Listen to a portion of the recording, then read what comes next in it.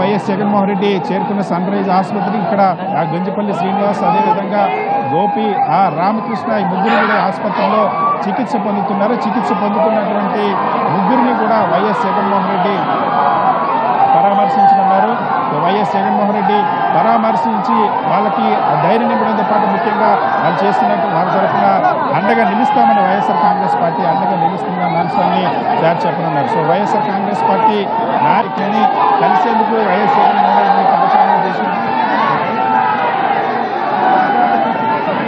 గుంజపల్లి Srinivasarao YSR Congress party నాయకుడు గుంజపల్లి శ్రీనివాసరావుని అదేవిధంగా గోపి రామకృష్ణ ముగ్గురు కూడా సన్ రైజ్ ఆసుపత్రిలో చికిత్స పొందుతున్నారు.